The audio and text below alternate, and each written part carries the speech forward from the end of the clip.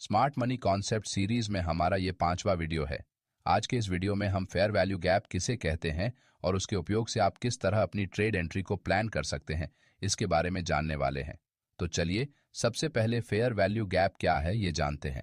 जब भी मार्केट में प्राइस अपने बैलेंस एरिया को छोड़कर किसी एक जगह से दूसरी जगह पर बहुत तेजी से जाते हुए बड़ी बड़ी कैंडल्स बनाती है, तो इसका मतलब यहाँ प्राइस में इम्बैलेंस बन रहा है। यानी कि लेफ्ट साइड के उदाहरण में मार्केट में इस जगह पर सेलर्स के मुकाबले बायर्स ज्यादा होने के कारण दोनों की संख्या में अंतर बढ़ने से बायर्स बढ़े हुए कीमतों पर बाइंग करने के लिए तैयार होने से मार्केट में बाइंग प्रेशर बढ़ता है, जिस कारण प्राइस बहुत तेजी से ऊपर निकल जाती है। उसी तरह जब मार्केट में बायर्स के मुकाबले सेलर्स अगर ज्यादा संख्या में मौजूद हो तो उससे वो प्राइस को कम कीमतों पर बेचने के लिए तैयार हो जाने के कारण मार्केट में उस लेवल के पास सेलिंग प्रेशर बढ़ने से प्राइस तेजी से नीचे चली जाती है। आसान भाषा में बताया जाए तो जब मार्केट में सेलर्स कम और बायर्स ज्यादा होते हैं तो बायर्स ज्यादा भाव पर स्टॉक्स को खरीदते हैं, जिससे बाइंग प्रेशर बढ़ता है और प्राइस तेजी से ऊपर जाती है।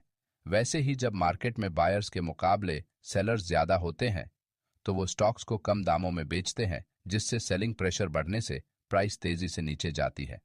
मार्केट में प्राइस इसी तरह बैलेंस से इम्बैलेंस के दौरान घूमती रहती है, जिस कारण चार्ट्स पर अलग अलग चार्ट पैटर्न्स बनते रहते हैं। एक अक्यूमुलेशन जोन से जब मार्केट पहली बार बाहर निकलता है तो अगर बायर्स की संख्या ज्यादा हुई तो प्राइस ऊपर की तरफ ब्रेकआउट करती है।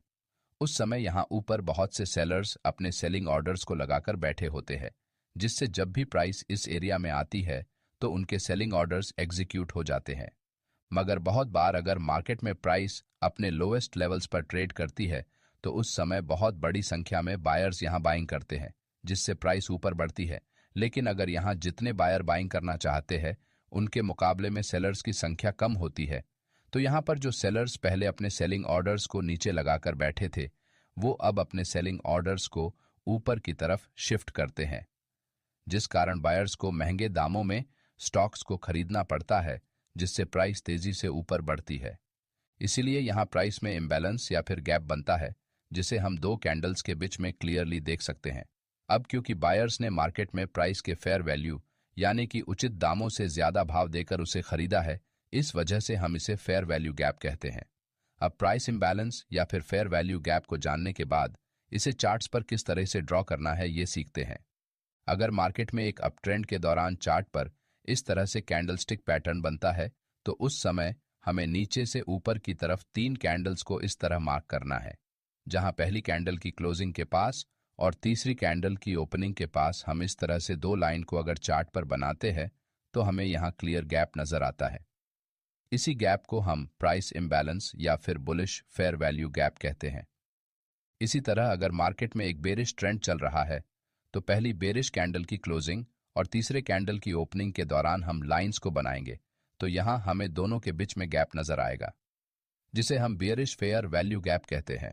लेकिन अगर बुलिश प्राइस एक्शन में पहली कैंडल की क्लोजिंग नीचे है मगर उसकी कैंडल विक अगर क्लोजिंग से ऊपर है तो हम यहां कैंडल विक के ऊपरी पॉइंट से लाइन को बनाएंगे। उसी तरह तीसरी कैंडल की निचली विक से हम एक लाइन को बनाएंगे। अब अगर इन दोनों के बीच में गैप बनता है तो हम इसे वैलिड फेयर वैल्यू गैप कहेंगे। लेकिन जब भी मार्केट में प्राइस बैलेंस बनाकर बायर्स और सेलर्स को समान रूप से मार्केट में शामिल होने का मौका देते हुए 2 कैंडल्स के दौरान अगर कोई भी गैप नहीं बनाती तो यहाँ चार्ट पर कोई भी फेयर वैल्यू गैप मौजूद नहीं रहेगा। इसलिए इस तरह के प्राइस एक्शन को हम बैलेंस प्राइस एक्शन कहेंगे, क्योंकि यहाँ प्राइस में कोई भी इम्बैलेंस मौजूद नहीं है। साथ ही बहुत बार इस तरह से एक बड़ी बेरिश रेड कैंडल चार्ट पर बनने के बाद अगली कैंडल की ओपनिंग और क्लोजिंग अगर इस कैंडल के अंदर होती है और अगर कोई इनसाइड कैंडल चार्ट पर बनती है तो हमें यहाँ सबसे पहली वाली रेड कैंडल को नंबर 1 कहना पड़ेगा और इस तरह से कैंडल्स की नंबरिंग करनी पड़ेगी। अब यहाँ 1 नंबर कैंडल के हाईएस्ट पॉइंट और तीसरे कैंडल के लोएस्ट पॉइंट से लेकर अगर हम 2 लाइंस को ड्रॉ करते हैं तो यहाँ पर जो गैप बनेगा हम उसे फेयर वैल्यू गैप कहेंगे। इसलिए चार्ट पर अगर इनसाइड कैंडल बनती है तो हमेशा मास्टर कैंडल के हाई और लो पॉइंट को ध्यान में रखकर फेयर वैल्यू गैप को चार्ट पर ड्रॉ करना है। नहीं तो बहुत से ट्रेडर इनसाइड कैंडल के हाई और लो पॉइंट से लेकर फेयर वैल्यू गैप को ड्रॉ करते हैं, जो कि एक गलत प्रैक्टिस है। बेरिश प्राइस एक्शन में भी इसी तरह से अगर मास्टर कैंडल के अंदर कोई इनसाइड कैंडल बनती है तो आपको बड़ी ग्रीन कैंडल के लोवेस्ट पॉइंट से लेकर तीसरी कैंडल के हाईएस्ट पॉइंट के दौरान 2 लाइंस को बनाना है, जिससे आपका फेयर वैल्यू गैप चार्ट पर बराबर मार्क हो जाएगा। लेकिन कई बार चार्ट पर एक बड़ी कैंडल के अंदर बहुत सी छोटी छोटी इनसाइड कैंडल्स बनती है। उस समय भी आपको बड़ी मास्टर कैंडल के हाईएस्ट और लोवेस्ट पॉइंट को ही ध्यान में रखते हुए फेयर वैल्यू गैप को चार्ट पर बनाना है। इन सभी बातों को अच्छे से समझकर अगर आप चार्ट पर फेयर वैल्यू गैप को बनाते हैं तभी आपको अच्छे रिजल्ट्स देखने को मिलेंगे। चलिए अब कौन सा फेयर वैल्यू गैप वैलिड होता है और कौन सा इनवैलिड होता है इसे जानते हैं।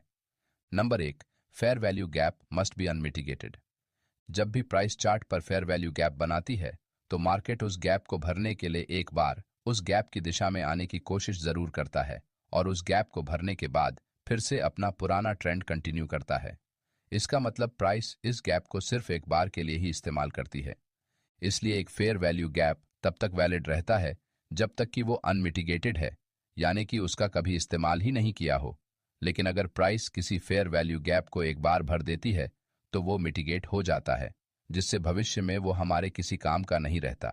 इसी वजह से एक फेयर वैल्यू गैप सिर्फ एक ही बार इस्तेमाल होता है और अगर वो मिटिगेट हो गया तो हम उसे आगे के लिए कंसिडर नहीं करते। Number 2, candle closing in fair value gap. Market में बहुत बार प्राइस किसी फेयर वैल्यू गैप एरिया में आकर उसे रिस्पेक्ट करे बगैर नीचे जाते हुए उसे ब्रेक कर देती है और कैंडल की क्लोजिंग फेयर वैल्यू गैप के बाहर हो जाती है। अगर चार्ट पर इस तरह से सिचुएशन बनती है तो ये एक इनवैलिड फेयर वैल्यू गैप है जिसे हम अब आगे के लिए इस्तेमाल नहीं कर सकते, क्योंकि यहाँ प्राइस इस गैप के नीचे जाकर क्लोज हुई है। इसलिए अब हम यहाँ हमारे प्रीवियस ट्रेंड की डायरेक्शन में ट्रेड एंट्री नहीं कर सकते हैं। लेकिन अगर प्राइस नीचे इस गैप एरिया में आते समय एक लॉन्ग लोअर विक बनाकर कैंडल की क्लोजिंग अगर इस एरिया के 50% के आसपास या फिर उसके ऊपर करती है तो हम इसे एक वैलिड फेयर वैल्यू गैप मान सकते हैं और यहाँ ट्रेंड की दिशा में ट्रेड एंट्री का प्लान बना सकते हैं, क्योंकि यहाँ प्राइस ने इस एरिया से नीचे जाते समय रेजिस्टेंस फेस किया है, जिस कारण ये एरिया अब भी प्राइस को रिवर्स कराने की क्षमता रखता है, क्योंकि मार्केट ने यहाँ इस कैंडल के लोअर विक के जरिए नीचे मौजूद लिक्विडिटी को स्वीप किया है, जिस वजह से प्राइस यहाँ से वापस अपने पुराने ट्रेंड की दिशा में ट्रेड करने के चांसेस बढ़ जाते हैं। Number 3, use 50% area for bigger candles. कभी मार्केट में प्राइस जब बहुत समय के लिए एक एक्यूमुलेशन जोन में ट्रेड करती रहती है तो इस समय होने वाले ब्रेकआउट्स बहुत स्ट्रांग होने के कारण चार्ट्स पर बड़ी बड़ी कैंडल्स बनने से फेयर वैल्यू गैप का एरिया भी बड़ा हो जाता है। ऐसे सिचुएशंस में आप प्राइस के इस एरिया के निचले हिस्से तक आने का इंतजार नहीं कर सकते, क्योंकि प्राइस बहुत बार फेयर वैल्यू गैप के स्टार्टिंग पॉइंट या फिर 50% एरिया से ही रिवर्स हो जाती है, जिस वजह से आप ट्रेड एंट्री करने से चूक जाते हैं। इसलिए अगर चार्ट पर इस तरह से बहुत बड़ी कैंडल से फेयर वैल्यू गैप बनता है तो आप यहां इस एरिया के स्टार्टिंग पॉइंट या फिर 50% एरिया के पास अपने ट्रेड एंट्री ऑर्डर लगा सकते हैं, जिससे आपका स्टॉप लॉस भी छोटा हो जाएगा, क्योंकि अगर आप इस कैंडल के स्टार्टिंग पॉइंट पर एंट्री करते हैं तो आपको अपना स्टॉप लॉस यहां नीचे लगाना पड़ेगा, जिस कारण स्टॉप लॉस बड़ा बनने से आपका रिस्क टू रिवॉर्ड रेशियो बिगड़ सकता है, क्योंकि ऑप्शन ट्रेडिंग में आपको कम से कम 1 से 2 का टारगेट रखना पड़ता है। इसलिए आप यहां अगर 50% एरिया से ट्रेड एंट्री करते हैं तो आपका स्टॉप लॉस छोटा होने के कारण रिस्क टू रिवॉर्ड रेशियो भी मेंटेन रहेगा। एक बात को ध्यान रखिए, अगर चार्ट पर बुलिश फेयर वैल्यू गैप बनता है तो आपका स्टार्टिंग पॉइंट यहां ऊपर से शुरू होता है, इसलिए यही से आपको ट्रेड एंट्री प्लान करनी है। और अगर चार्ट पर एक बेरिश फेयर वैल्यू गैप बनता है तो आपका स्टार्टिंग पॉइंट यहां नीचे से शुरू होता है, जिससे आप यहां से बेरिश ट्रेड एंट्री को प्लान कर सकते हैं। Number 4, find valid break of structure. जब भी प्राइस चार्ट पर एक वैलिड ब्रेक ऑफ स्ट्रक्चर बनाने के बाद फिर से नीचे आती है तो उस समय फेयर वैल्यू गैप एरिया से सपोर्ट लेकर वापस ऊपर जाने के चांसेस बहुत ज्यादा होते हैं, क्योंकि यहां मार्केट ने इस स्विंग के ब्रेकआउट के बाद यहां इस ब्रेकआउट को देखकर जो रिटेल ट्रेडर्स मार्केट में एंटर हुए थे उनके स्टॉप लॉस ऑलरेडी हिट होने से मार्केट ने उनकी स्टॉप लॉस लिक्विडिटी को नीचे स्वीप किया है। इस वजह से यहां से प्राइस सपोर्ट लेकर फिर से अपने पुराने ट्रेंड को कंटिन्यू कर सकती है। इसलिए अगर चार्ट पर वैलिड ब्रेक ऑफ स्ट्रक्चर बनाने के बाद price fair value gap area में आती है तो ये एक high probability trade entry setup होता है। नंबर 5, वॉच अदर की फैक्टर्स ऑन चार्ट। एक high probability trade entry setup को चार्ट पर खोजने के लिए आपको बहुत सारे ट्रेड एंट्री कॉन्फर्मेशंस को लेना जरूरी होता है, तभी आप मार्केट में ट्रैप होने से खुद को बचा सकेंगे। जैसे कि यहाँ price valid break of structure करने के बाद नीचे आते हुए इस फेयर वैल्यू गैप एरिया के पास आती है। यहाँ सिर्फ एक अकेले फेयर वैल्यू गैप के भरोसे हम रिवर्स ट्रेड एंट्री नहीं कर सकते, लेकिन अगर चार्ट पर इस एरिया के पास कोई प्रीवियस सपोर्ट एरिया मौजूद हो तो यहाँ से प्राइस के रिवर्स होने के चांसेस और भी ज्यादा होते हैं। साथ ही आपको फेयर वैल्यू गैप एरिया में कैंडलस्टिक पैटर्न को भी ध्यान में रखना है। अगर चार्ट पर इस तरह से लॉन्ग लोअर विक के साथ रिजेक्शन कैंडल पर बनती है तो प्राइस एक्शन के हिसाब से ये एक बुलिश सेटअप होता है। इसलिए किसी भी ट्रेड में एंट्री करते समय आपको अलग अलग की फैक्टर्स को कंसिडर करना जरूरी होता है। चलिए अब चार्ट्स पर फेयर वैल्यू गैप के कुछ उदाहरण देखते हैं। ये निफ्टी 50 का 25 सितंबर का 5 मिनट टाइम फ्रेम का चार्ट है, जहां प्राइस एक रेंज में ट्रेड करने के बाद एक स्ट्रॉन्ग बेरिश कैंडल से इस रेंज का नीचे ब्रेक डाउन कर देती है। अब अगर हम यहां सबसे आखिरी 3 कैंडल्स को इस तरह से मार्क करेंगे तो यहां पहली कैंडल का लो और तीसरी कैंडल का हाई, इन दोनों के बीच में एक बड़ा फेयर वैल्यू गैप या फिर प्राइस इम्बैलेंस चार्ट पर बन रहा है। इसलिए हम इसे यहां मार्क करेंगे और प्राइस के इस जोन में आने का इंतजार करेंगे। थोड़ी देर बाद प्राइस धीरे धीरे ऊपर बढ़ते हुए जैसे ही इस एरिया में आती है तो हम यहां बेरिश साइड का ट्रेड ले सकते हैं, क्योंकि चार्ट पर एक बेरिश फेयर वैल्यू गैप बना हुआ है। इस ट्रेड में हमारा स्टॉप लॉस यहां इस फेयर वैल्यू गैप के थोड़ा ऊपर या फिर इस बेरिश कैंडल के स्टार्टिंग पॉइंट पर रहने वाला है। थोड़ी ही देर में प्राइस इस एरिया से रिजेक्शन फेस करते हुए नीचे चली जाती है और हमारे प्रॉफिट टारगेट को हिट करती है। उसी दिन मार्केट नीचे से ऊपर आकर हमारे प्रीवियस स्विंग लो को ब्रेक करते हुए ऊपर क्लोज हो जाता है, जिससे यहां वैलिड चेंज ऑफ कैरेक्टर बनता है।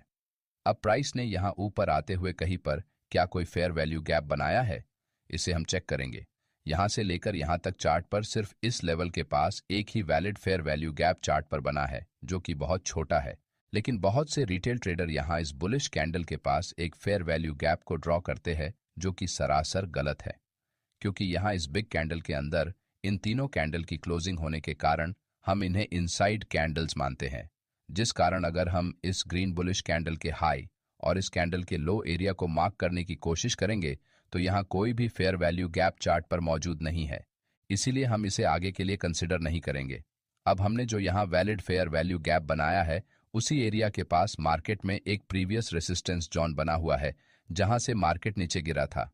अब ये रेजिस्टेंस एरिया हमारे लिए यहाँ सपोर्ट का काम कर सकता है।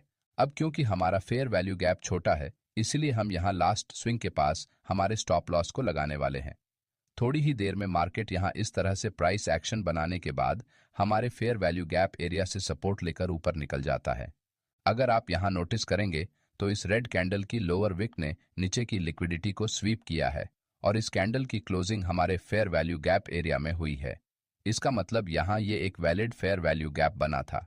इसलिए फेयर वैल्यू गैप के आधार पर ट्रेड एंट्री करने से पहले हमें मार्केट में चल रहे ट्रेंड और प्राइस एक्शन में बन रहे सपोर्ट एंड रेजिस्टेंस लेवल्स का भी इस्तेमाल ट्रेड में एंट्री करते समय करना चाहिए, जिससे आपकी ट्रेड एंट्री फेल होने के चांसेस कम से कम हो सके।